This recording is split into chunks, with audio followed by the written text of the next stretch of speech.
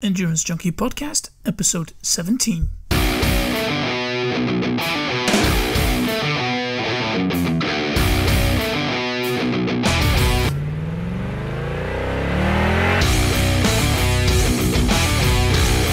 Hey Junkie, welcome to episode 17 of the Endurance Junkie Podcast, the show where I will be interviewing some of the fastest, smartest, and most inspiring people active in the endurance world today. Self-confessed armchair sportsman Carr was always fascinated by the sports photographs that appeared in the daily newspapers. But it wasn't until Delhi started his university degree and then consequently worked in some high-profile marketing roles that he knew photography was his passion and that he wanted to pursue it even further. So he left behind his great income, office, personal assistant, company car, and security to give photography a try. Delhi, thanks for taking the time to chat here today. For those of us who don't know you, can you tell us a bit about yourself, your sporting background, and where your passion for photography comes from? Well, thank you first of all, let me thank you for the opportunity to be here and have a chat. So I truly appreciate it. So Delhi, who's Delhi? Delhi is a name of Greek origin. My parents were Greek, from Greek origin, but I was born and raised in Sydney, Australia. So I'm 52 years old. I've been shooting triathlon now for 28 years, roughly. And originally, when I did leave school, I did an economics degree at university and studied hard and worked as in marketing positions for very corporate work. But that wasn't my love. And in the end, I decided to leave because I did have a love, and that was photography. And so I moved on to go into the world of freelance photography. Sporting background, I didn't have much of a sporting background, but I'm probably the biggest armchair sportsman there is. And I love watching sports, all sports. There isn't a sport that I won't sit down and watch, whether I watch it live or on TV. And I was always a wannabe sporting person rather than being a good sports person. If I did play any sports, it was basketball, or in Australia, we played a lot of rugby, as you'd know. So yeah, if I did have a passion for one sport, it'd be rugby. I do enjoy it and watch it, and I did played through as a child, as a junior, and during school. But photography was always, as I said, it was always there. And during high school, I had to have teeth braces put in to straighten some teeth, and therefore wasn't allowed to play sport or contact sport, rugby, by the school. So I always wanted to be amongst the rugby crowd, and so I conned the sports master at our school to take photographs of the teams for the school newsletter. And that's where my passion for photography came about, and sport photography, and it was the two things I loved, which was then photography and sport. So when I had a chance, as I said, in the corporate world to one day just go and leave, my dream was to become a sports photographer, and hopefully one of the best ones around. And it's taken a long, long time. In the first few years, I starved, sandwiches for dinner and so forth, as any creative normally does in their first few years. But I was very blessed that 5 or 6 years into it, Australia, or Sydney, was awarded the Olympic Games just before 2000, or 7 years before that. And there was a lot of sport happening in this country and a lot of interest in sport. And thankfully, I managed to hook on to that demand and made a profession out of it. Yeah, cool. Because coming from a triathlon background myself, I've always known you as a triathlon photographer mainly. With your pictures being published in all the triathlon magazines and the websites and whatnot. But when I look at your website, sportsphotography.com.au, I also see tennis and cricket, fencing, basketball, you name it. How do you decide what events to go to, and do organizations contact you, or, how do you get your gigs? Well, it's a funny thing that I've also, in this period of time, have been in a very changing environment within photography. Mm-hmm. So when I first did start, yes, I would work for anybody and so forth, but the editorial market was quite extensive at the time. So I'm talking now before the online world. So we had the published magazines of all different types of sports and whatever. And there were many photographers, and it was always a case of the magazine asking for pictures, and the best shot won that. So we were out there competing and taking photos of most sports, and those sports that we thought were that were profitable to us as freelancers. I mean, in the end result, we've got to put food on our table. Mm-hmm. So at the time, I would have said my world once was 90% editorial and 10% commercial. Nowadays, that has probably swung right around to be 90% commercial and 10% editorial, because we now have online libraries. We have a diminishing world of editorial, slowly being replaced by the computer, by the iPad, and so forth. So nowadays, I'm paid to be at various sporting events. And again, I love all sports, so I never bias myself in any way. Yes, I'm known as a triathlon photographer. I've been there since my first photo I took in triathlon was 1988. So I've been shooting the sport longer than the International Federation has existed. Mm-hmm. And I've seen a lot of it. So nowadays, the gigs that come to me, the people that come to ask me to work for them, they're going now on a 28-year reputation that I have, and that they know I'll get the work done, and they know they'll get some good pictures, and they know that I know my thing about photography and sport. And they also know that they can let me loose, and they don't have to worry about me in that respect. So nowadays, they contact me because of my reputation. I'm seen as a senior within sports photography in this country and around the world. So it's probably word of mouth now, where once upon a time I would use all my marketing skills to try and get all my name out there. Yeah, cool. You touched on the subject before. The photography has changed a lot over the years. From the way you used to work before and now it all being digital. How has that affected the way that you work and sell your material? Yeah, it has changed a lot. And I was very good at using film and using transparency, and that was one of my strengths, and that got me a lot of work early on. Because there were different films for different environments and different weather conditions and different ways of things. So I knew that very well and always get great results.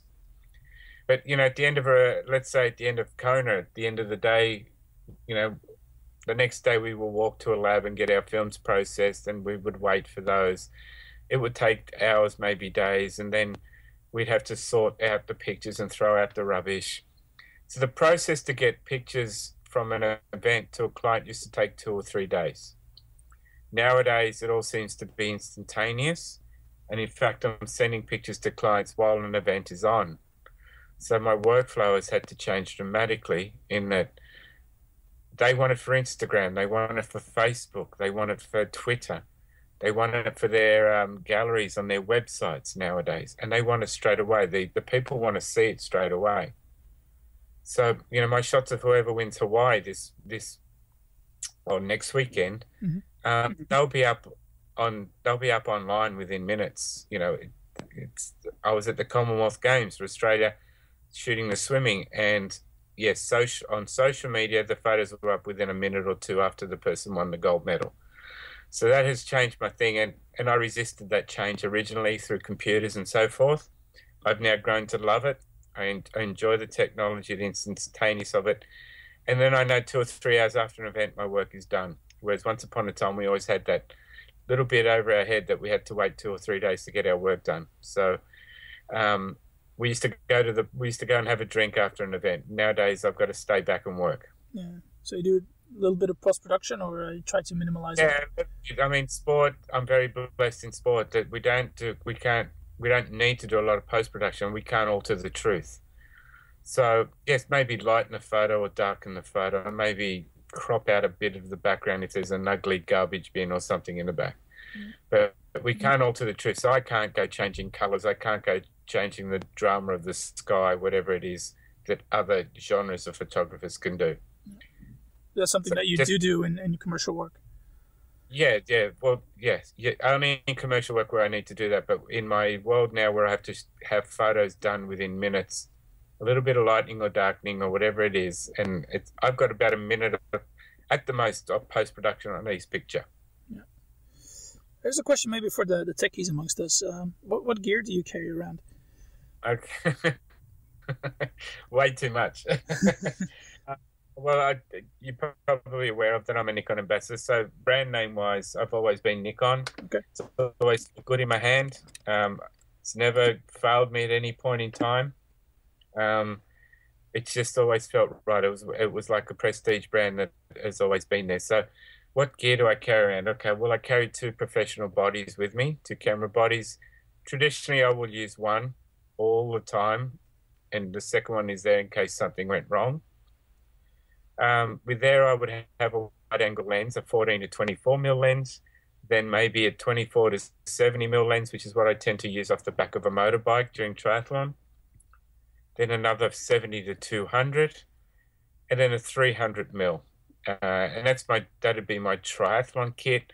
I do have a 400 mil and a 600 mil lens, prime lens, for other sports, and that's where the weight really starts to weigh down on me. How's your knees? Oh, my knees are terrible. Had shoulder, excuse me, I had shoulder surgery last year because I've torn the tendons from carrying all that weight. So after all my years, yeah, things start to break down. My knees aren't great, but they're doing a lot better than my shoulders are. Then a multitude of cards, memory cards, a multitude of batteries, and so I have enough power there. A couple of muesli bars or some bars or chocolate bars to eat, and a knob for when there's a time that I can just chill and relax. So maybe time to start hiring an assistant, maybe to carry that all around for you. I've thought about it, trust me. Can you maybe describe your photography style and maybe lift a couple of secrets of what makes a great sports photographer stand out from the rest? Yeah, my photography style, I was originally called a storyteller.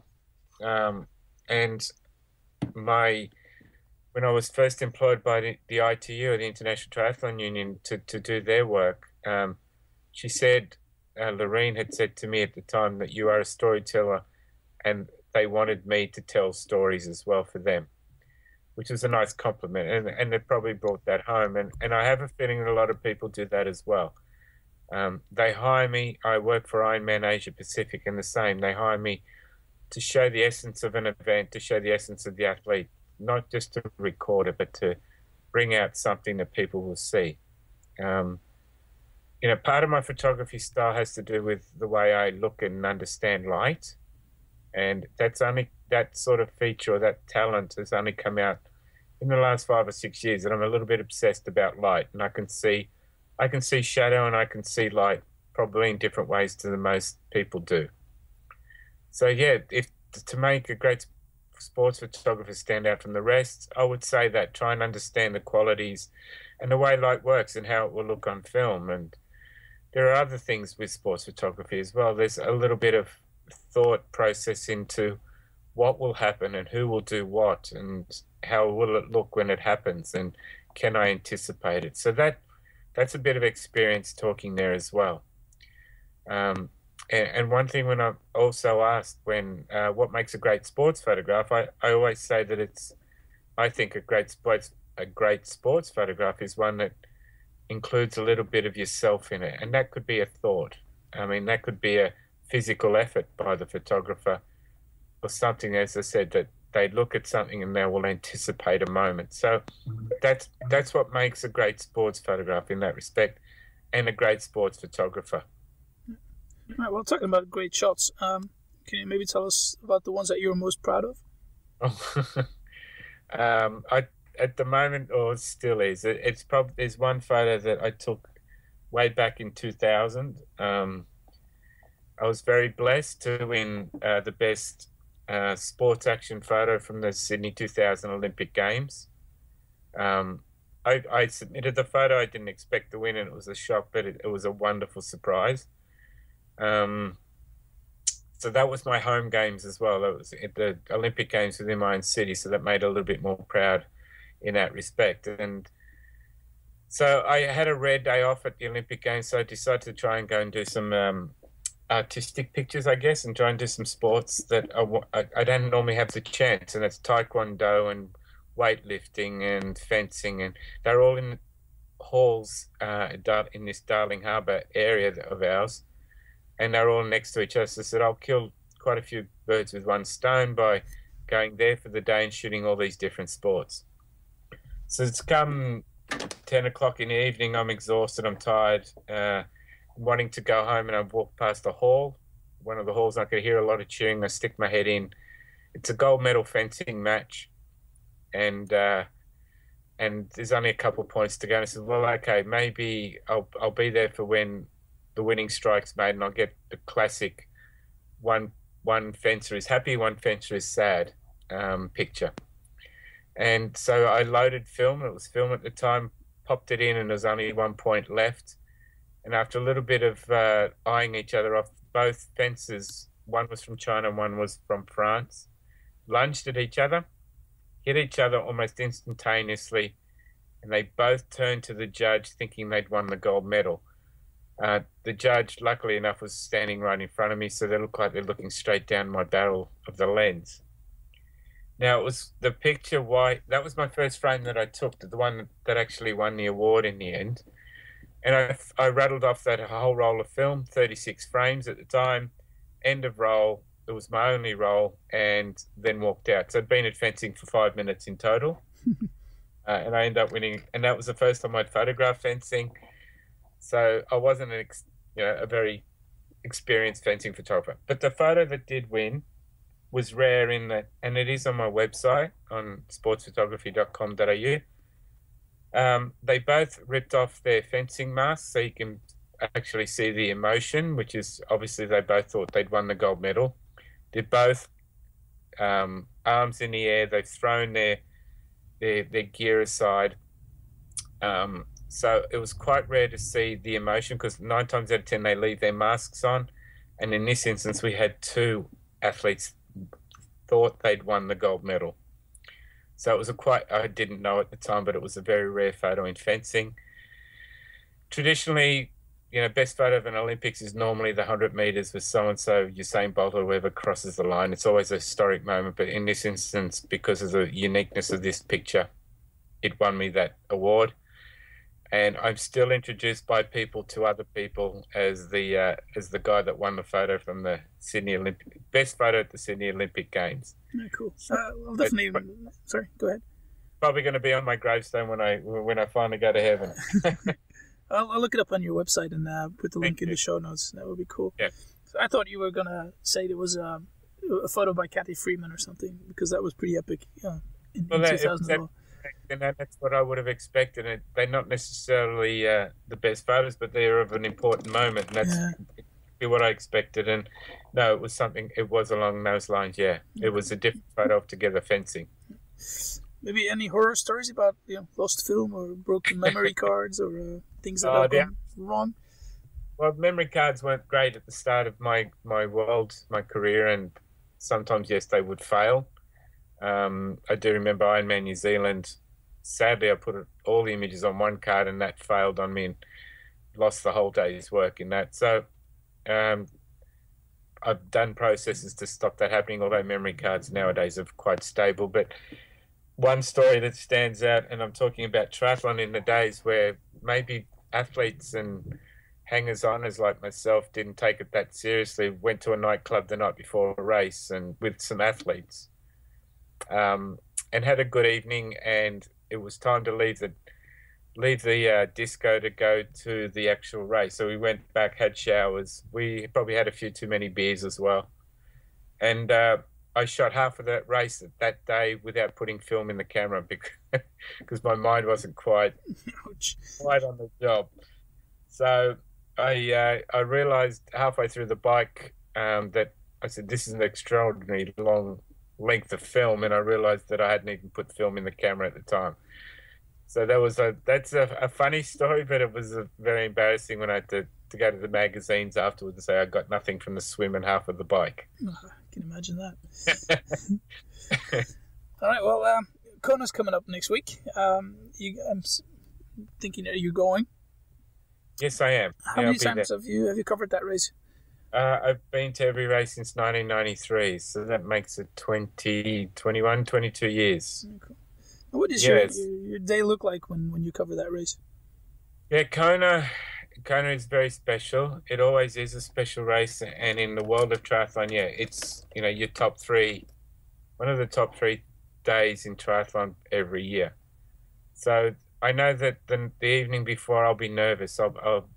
My butterflies begin, and I'll be very grumpy. I won't be the best person to talk to, and I traditionally eat something that's comfort food. It could actually be McDonald's, or it could be a pizza or something that is comforting. Nothing fancy.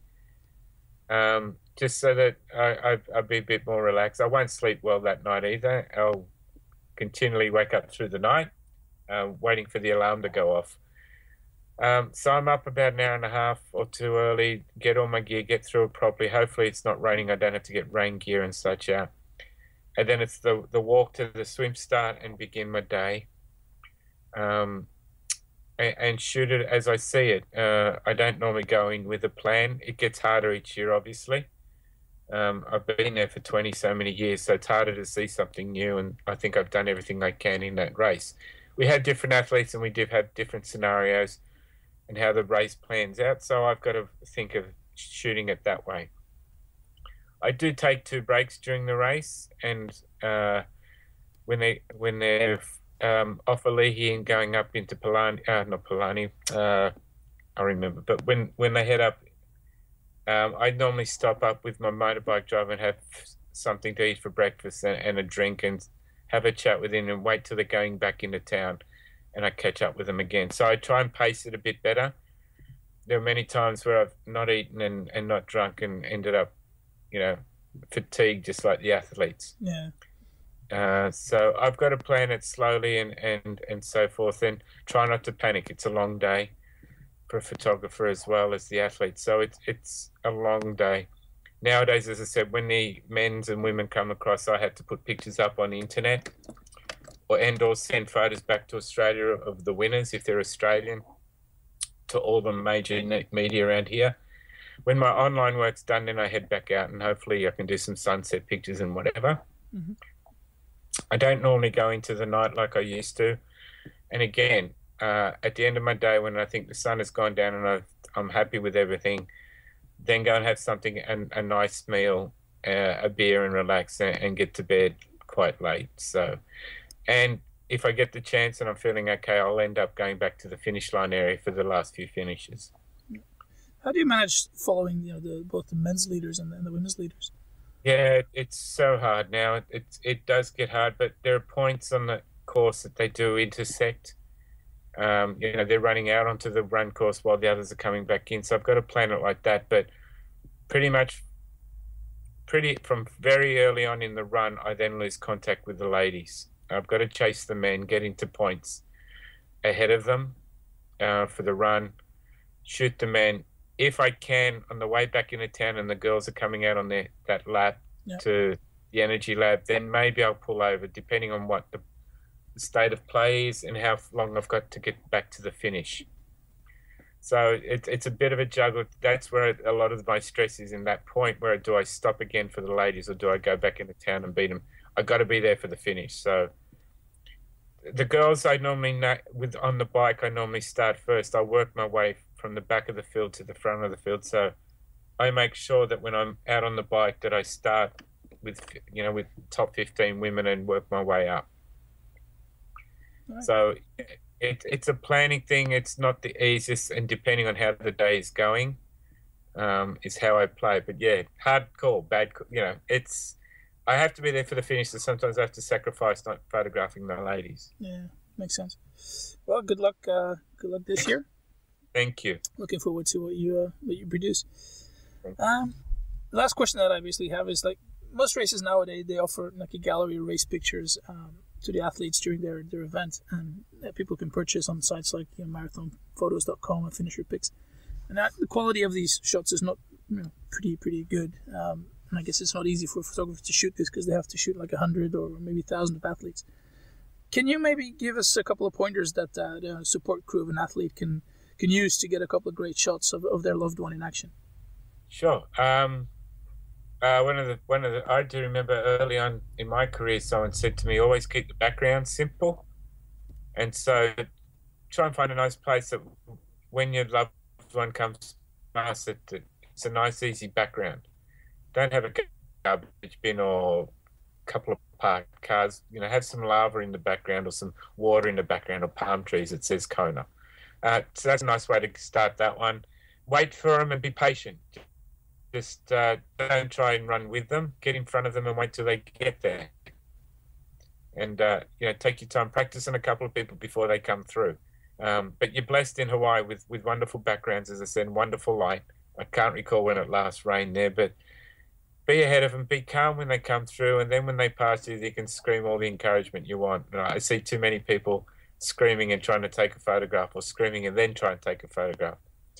So that's the best way to do it. But if you can incorporate a little bit of Kona or Hawaii into the picture, that's a wonderful little memory as well. So yeah, it's not easy. That's you knowing you and knowing your camera and knowing your loved one and when they're going to come past. So yeah, that's the best way. But keep the background simple, and I tell you that your photo will shine in that respect. Oh, cool.